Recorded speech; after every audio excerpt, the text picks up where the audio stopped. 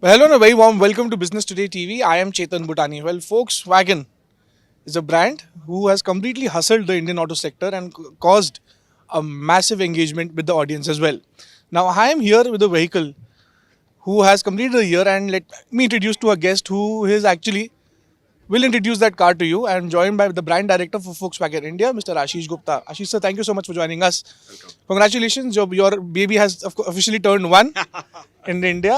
So tell us about the car and the three turnaround vehicles that really transformed the Volkswagen's future in India. I think you said it very right. It has transformed the brand over the last 2 years.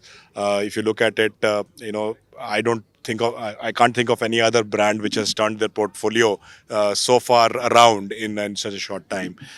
Just to give you an example, we were earlier present with the Polo, Vento, and the Emio, and the average ticket size of our portfolio was 6 to 8 lakhs. And within 1 year, we have actually turned around our entire portfolio with these three new cars, and our average ticket size has gone up to 15 to 18 lakhs. So this is a massive transformation for any brand. Because why I'm saying ticket size is because it means a change in how you present your brand to the customers, because it also means a change in the type of customers who are buying your cars. So that's been a massive transformation that we have had to manage, and I'm very proud and happy to say that we have managed it successfully so far, aided to no less to small extent by the beautiful cars that we have with the Taigun, the Virtus, and the Tiguan as well. So that has actually helped us to transform the entire brand. You mentioned about the ticket size being literally doubled from 6 to 8 to 15, 16. Yeah. How has the audience reacted to it? How has the consumers reacted to it? Because India is a very price sensitive market, especially when it comes to buying cars. So Yeah. providing you're giving good features at a say at a even in a reasonable price also, how has the audience welcomed the turnaround for Volkswagen? No, I think Volkswagen has always been seen as a premium brand by customers. Even with the Polo and Vento, if you see, we were always present in the higher parts of each of the segment, right? So that's how the brand has always been positioned, because we do not compromise on our core DNAs. When a customer buys a Volkswagen, he gets safety, he gets build quality, and he gets a fun to drive experience, and that's why customers opt for a Volkswagen. So the aspirations or the expectations from the Volkswagen brand have not changed. What has also happened over the last, I would say, 6 to 8 years is the expectations and aspirations of Indian customers have also grown. SUVs have become a kind of a talking point not only in India but world over. There's a clear shift toward in buying patterns towards SUVs. So customers naturally expected Volkswagen to also evolve with a period of time and bring in products from our latest global portfolio on the latest platform with the latest features, but maintaining the core DNA of safety, build quality, and fun to drive. Right. That's what we have managed to deliver, and I think it's been very well received by customers. Absolutely. Ashish ji, also tell us about how the Indians market is going as far as the festive season goes. Diwali is absolutely here. And how are you anticipating the sales for the company? How has the Tiguan and the Virtus reacted to sales? And can you give us some numbers there? Yeah, I think if we see this year itself, till September, the market is up almost 18% compared to last year.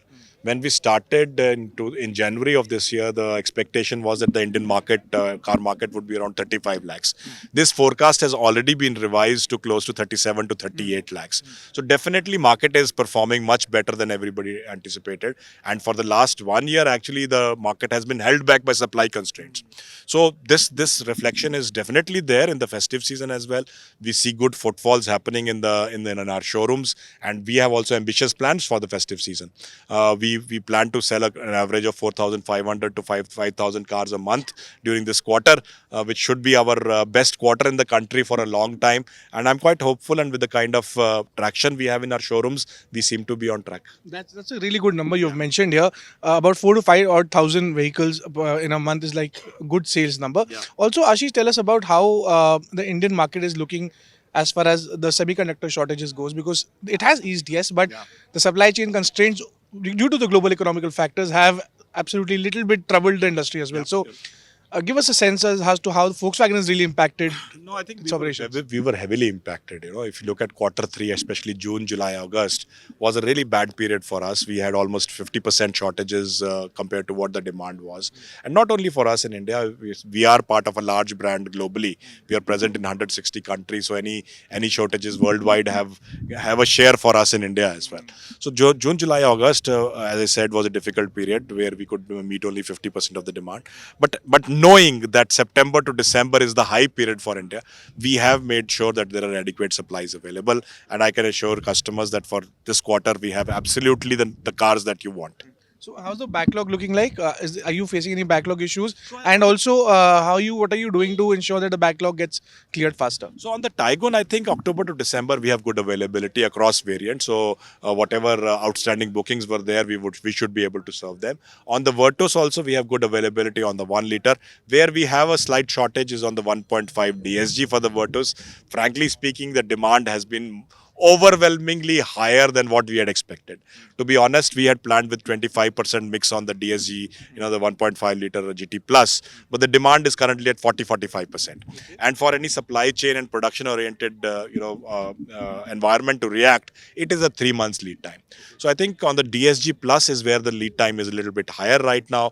We have waiting periods of close to 3 to 4 months on that, but we are taking steps to ramp up capacity to shift our mix. And I think by December, January, we should be able to provide a much higher number of 1.5 GT Plus on the Virtus as well. So more or less, you're comfortably positioned as far your sales inventory go. Yes. Also, I'd like to ask you, what are you doing to expand your production capabilities? How much is the global headquarters investing?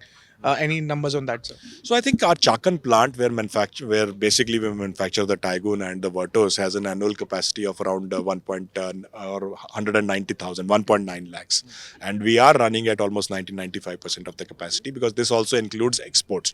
So this is the capacity we have planned for as of now. Anything beyond that would need more expansion and investments, which are always discussions which are ongoing. Okay, right. Now, the electric vehicle hybrid is really the debate is going on. What about Volkswagen's plans to bring in an EV or an hybrid vehicle?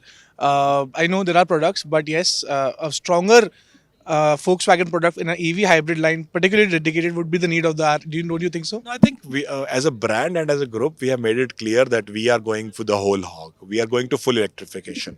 So we are not planning to bring in any hybrid products, because we have scale and we have full BEV